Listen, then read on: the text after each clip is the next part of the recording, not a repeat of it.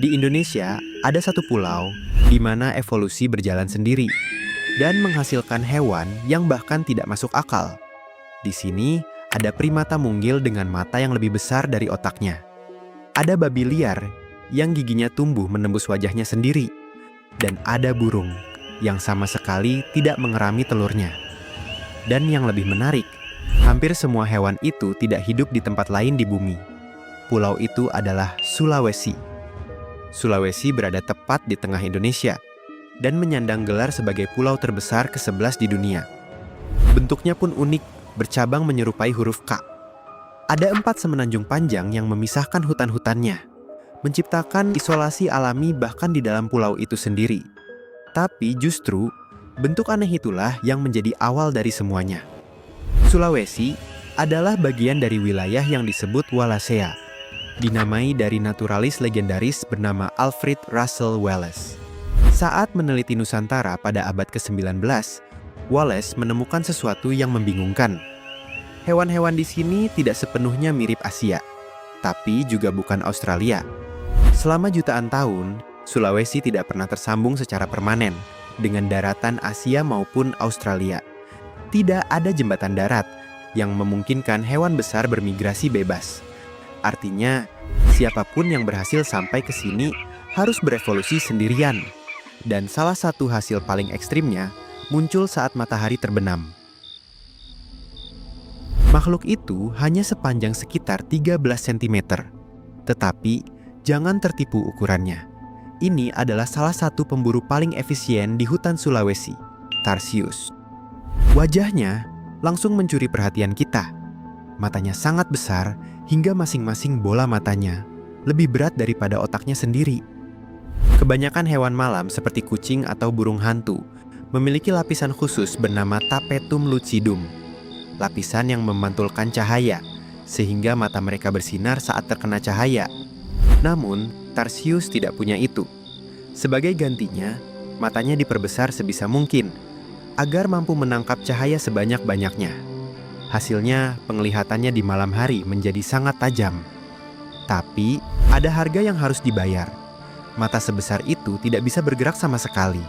Jadi, untuk melihat ke samping, Tarsius tidak melirik. Ia memutar seluruh kepalanya, 180 derajat ke tiap sisi. Bahkan total rotasinya hampir 360 derajat. Tarsius bukan pemakan buah seperti kebanyakan primata kecil. Ia adalah karnivora murni. Makanannya termasuk serangga, kadal, burung kecil, dan bahkan ular. Menariknya, Tarsius juga pemburu yang handal. Ia berburu dengan strategi yang sangat sederhana. Mereka diam lebih lama di atas pohon, mengamati sekitarnya, lalu melompat dan mencengkeram mangsanya. Sekali lompatan, Tarsius bisa menempuh jarak hingga 3 meter, lebih dari 20 kali panjang tubuhnya sendiri. Yang lebih gila, bahkan beberapa jam setelah lahir, bayi Tarsius sudah mampu memanjat pohon. Namun spesialisasi ekstrim selalu datang dengan kelemahan.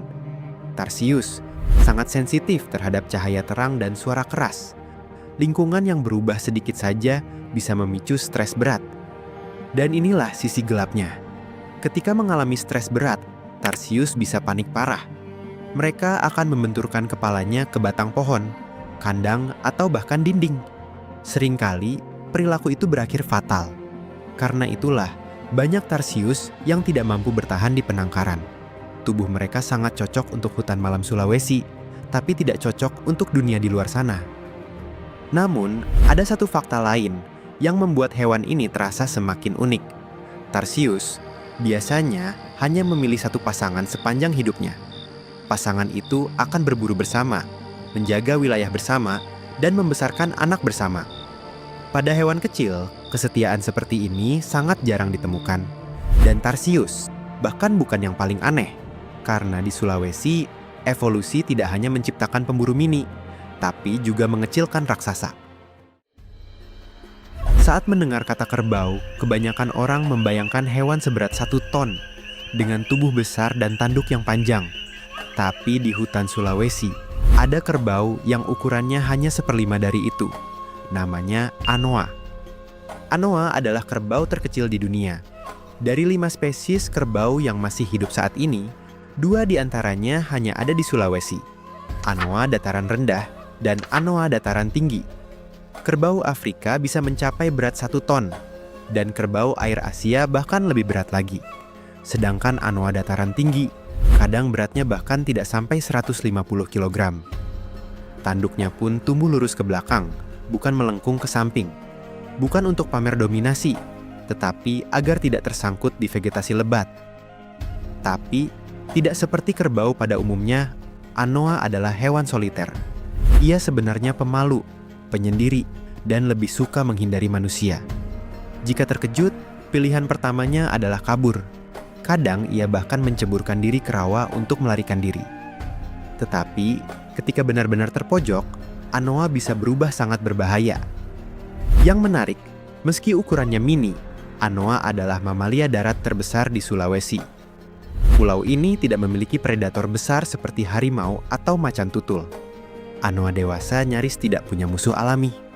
Anak Anoa memang rentan terhadap ular sanca atau predator oportunis. Tapi untuk Anoa dewasa, ancaman utamanya hanya satu, yaitu manusia.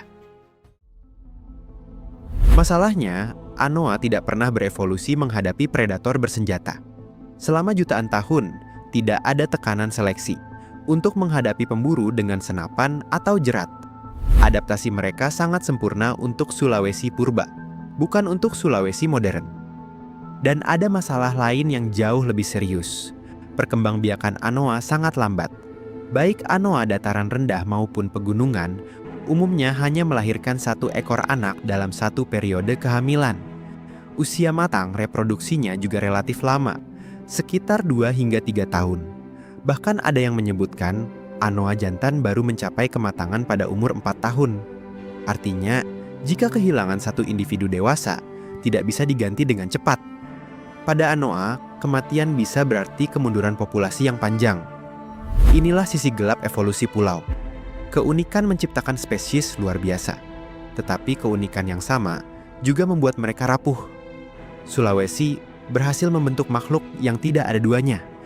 Sayangnya, dunia modern berubah jauh lebih cepat daripada evolusi itu sendiri.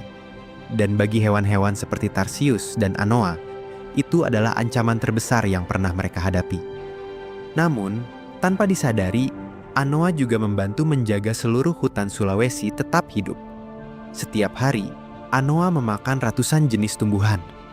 Para peneliti mencatat, lebih dari 146 spesies tanaman masuk ke dalam menu mereka.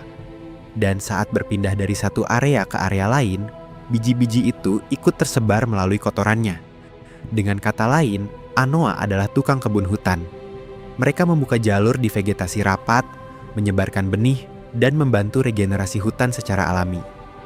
Dalam ekologi, spesies seperti ini disebut umbrella species. Melindungi Anoa berarti melindungi banyak spesies lain yang bergantung pada habitat yang sama. Ironisnya, populasi Anoa saat ini diperkirakan tersisa kurang dari 2.500 ekor di alam liar. Namun, kalau bicara soal hewan paling absurd, Anoa masih kalah jauh. Karena Sulawesi memiliki mamalia yang terlihat seperti hasil gambar seseorang yang terlalu kreatif. Namanya babi rusa. Saat pertama kali melihatnya, banyak orang mengira taring di kepalanya adalah tanduk. Padahal, itu adalah gigi. Taring atas babi rusa jantan bisa tumbuh menembus kulit moncongnya, lalu melengkung ke belakang menuju dahi. Sedangkan taring bawahnya tumbuh ke atas seperti kait besar. Dan yang lebih menarik, sepanjang hidupnya, gigi ini akan terus memanjang. Pada individu tua, panjangnya bahkan bisa mencapai 40 cm. Masalahnya, semakin besar taring itu, semakin besar resikonya. Jadi, kenapa evolusi mempertahankan desain seaneh ini? Banyak ilmuwan masih memperdebatkannya. Sebagian menduga taring ini adalah ornamen seksual. Cara jantan menunjukkan kualitas genetik kepada betina mirip ekor merak. Teori lain menyebutnya sebagai simbol dominasi antar jantan, bukan alat bertarung utama, melainkan sinyal visual untuk menghindari konflik fisik yang berbahaya. Namun, apapun jawabannya, satu hal yang pasti, babi rusa adalah bukti bahwa evolusi tidak selalu menghasilkan desain yang praktis. Kadang, seleksi seksual menciptakan sesuatu yang terlihat hampir tidak masuk akal. Dan jangan salah, babi rusa punya peran penting di hutan. Saat mencari makanan, mereka menggali tanah, membalik lumpur, dan mengaduk lapisan permukaan hutan.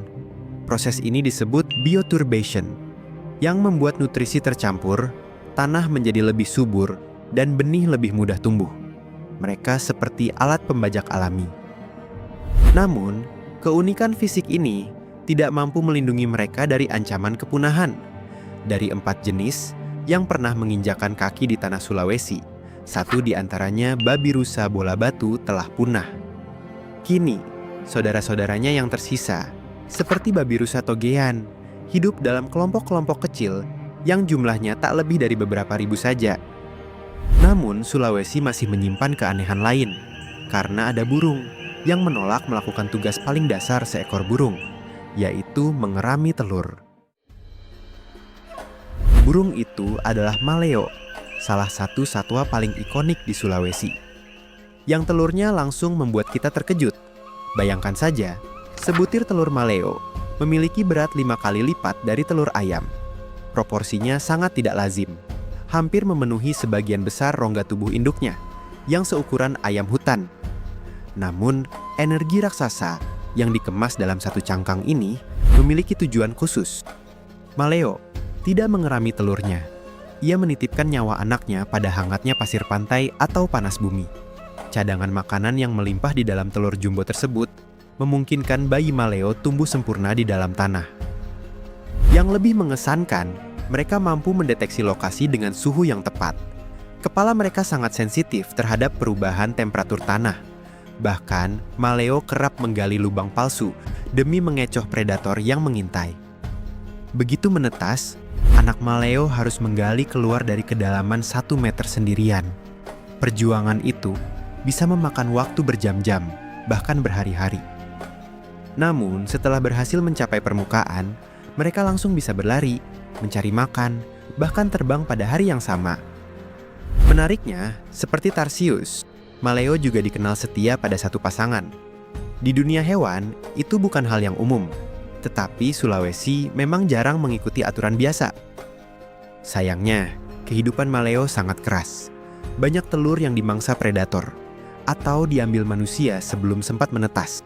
Bahkan setelah menetas, banyak anak mati sebelum mencapai permukaan. Dan Sulawesi memiliki primata yang menunjukkan sisi lain evolusi. Bukan sekadar unik, tapi juga sangat mirip dengan kita. Ini adalah yaki, atau monyet hitam Sulawesi. Wajahnya sangat ekspresif, bahkan terlalu ekspresif untuk seekor primata. Mereka sering menunjukkan dominasi dengan memperlihatkan taring, mengecapkan bibir untuk menenangkan konflik, dan meratakan telinga untuk mengajak bermain atau grooming. Komunikasi vokalnya pun beragam, mulai dari geraman rendah, gonggongan, hingga panggilan nyaring yang lebih mirip suara burung. Dalam kelompok, yaki hidup dalam struktur sosial yang ketat. Ada hierarki, aliansi, rekonsiliasi, bahkan hubungan sosial jangka panjang. Mereka saling membersihkan bulu, berpelukan, dan membangun ikatan. Perilaku seperti ini terasa sangat familiar, karena secara evolusi, mereka memang kerabat dekat kita. Rasa ingin tahu yaki terhadap manusia juga sangat tinggi. Di beberapa lokasi, mereka bahkan mendekat hanya untuk mengamati. Namun, kedekatan itu justru memperlihatkan sisi paling gelap. Dalam 40 tahun terakhir, populasi yaki turun lebih dari 80%. Penyebabnya 2, hilangnya habitat dan perburuan untuk konsumsi. Kini, statusnya bahkan critically endangered, atau hanya selangkah lagi sebelum mereka benar-benar lenyap dari alam liar. Dan pola ini terus berulang di seluruh Sulawesi. Isolasi menciptakan spesies unik, keunikan melahirkan spesialisasi, dan spesialisasi membuat mereka sangat rentan ketika lingkungan berubah. Tarsius, anoa, babi rusa, maleo, yaki. Tidak ada cadangannya di tempat lain. Jika satu spesies hilang dari Sulawesi, dunia tidak bisa menemukannya kembali di benua lain. Karena satu-satunya tempat mereka pernah ada adalah di sini. Dan itulah yang membuat Sulawesi begitu luar biasa, sekaligus begitu rapuh.